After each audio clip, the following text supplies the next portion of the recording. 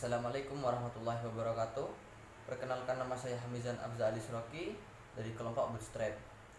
Kali ini saya akan menjelaskan mengenai materi pada minggu kedua Booting and Memory. Yang pertama yaitu mengenai beasiswa. Beasiswa adalah suatu bantuan yang berasal dari kampus ataupun di luar kampus.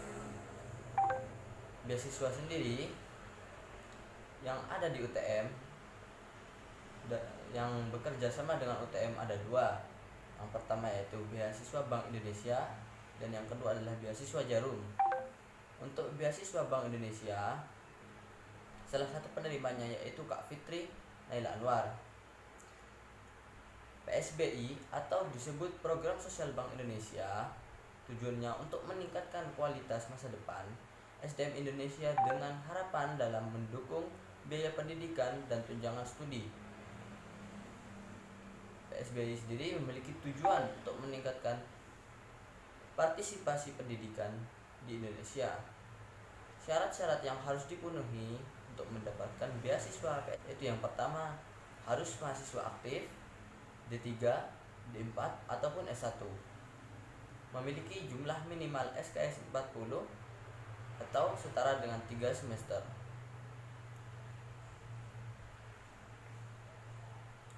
Penerima beasiswa berhak mendapatkan beasiswa selama 4 semester. Maksimal usia untuk S1 dan D4 yaitu 23 tahun dan untuk D3 sendiri yaitu 22 tahun. Lalu, tidak sedang menerima beasiswa lain, memiliki pengalaman sosial, bersedia berperan aktif dalam setiap kegiatan. Bagaimana cara tahapan mendapatkan beasiswa yang berupa Bank Indonesia?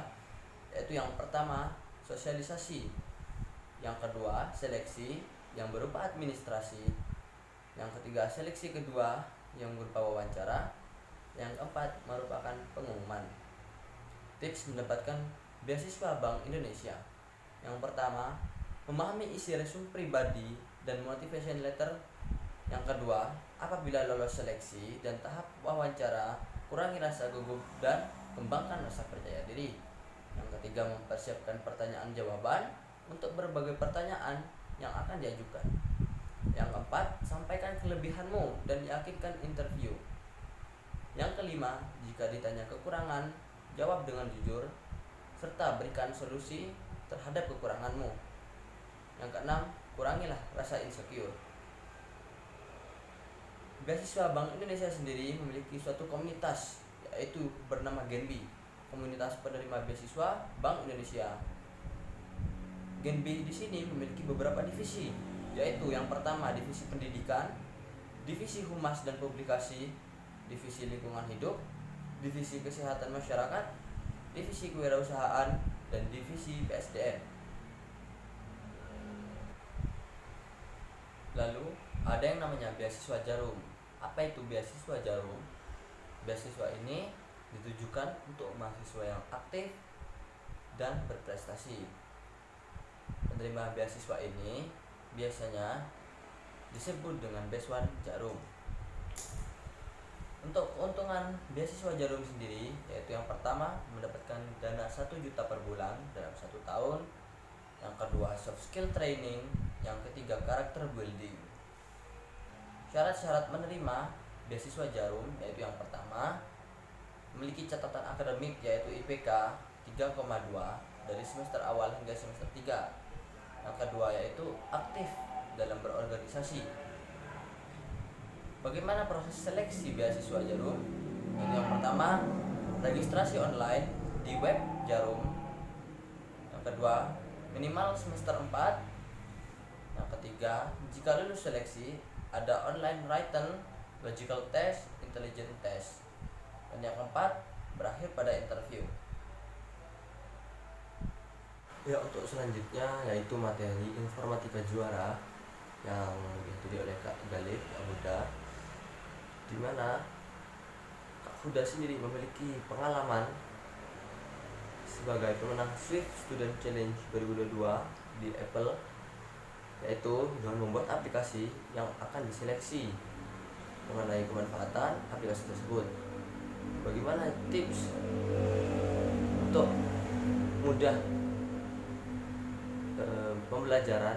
Yaitu pertama, cari teman atau tempat di mana kamu bisa belajar dengan bersama atau dengan tenang. Yang kedua, jangan membatasi diri untuk belajar. Yang ketiga, jangan pernah berhenti belajar. Dan yang keempat, tetaplah belajar. Nah, ada Kak Galib yang memiliki beberapa pengalaman, yaitu yang pertama sebagai pemenang Nokia MGDW 4 yang 2022, terus Nokia Developer VIP 2012, terus Gold Medal Nokia Dunia Aplikasi Olimpiade 2012, dan seterusnya. Kak Galib juga memberikan tips metode belajar yang baik. Yang pertama, belajar itu tidak harus di kampus, bisa dari luar kampus. Yang kedua, bergabung dengan komunitas yang bisa mengembangkan skill, baik soft skill maupun hard skill. Yang ketiga, mengikuti organisasi supaya bisa melatih soft skill.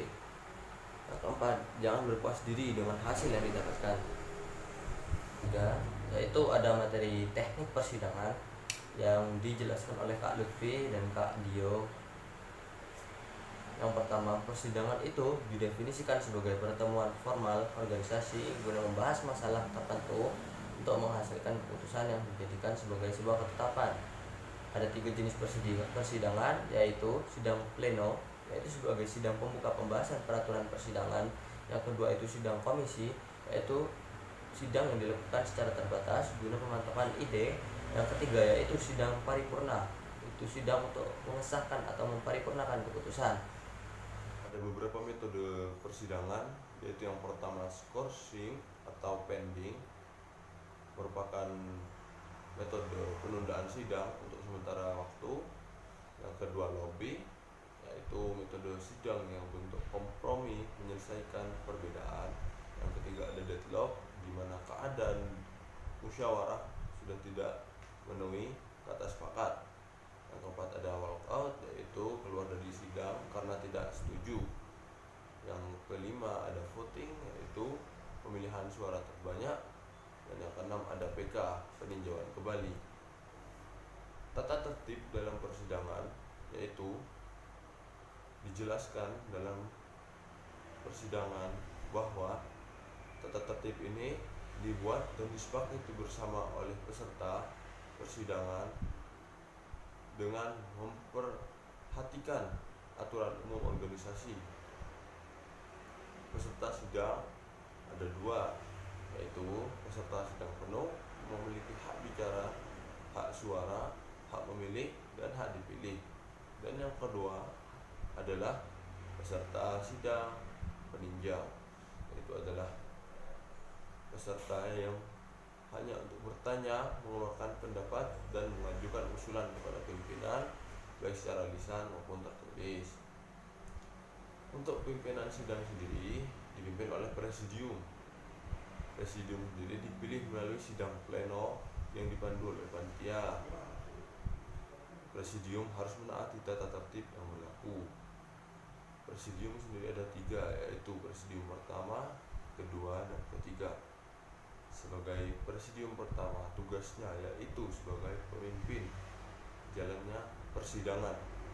Presidium kedua sendiri memiliki tugas yaitu sebagai sekretaris jalannya persidangan. Presidium 3 sendiri yaitu sebagai toleransi dalam persidangan.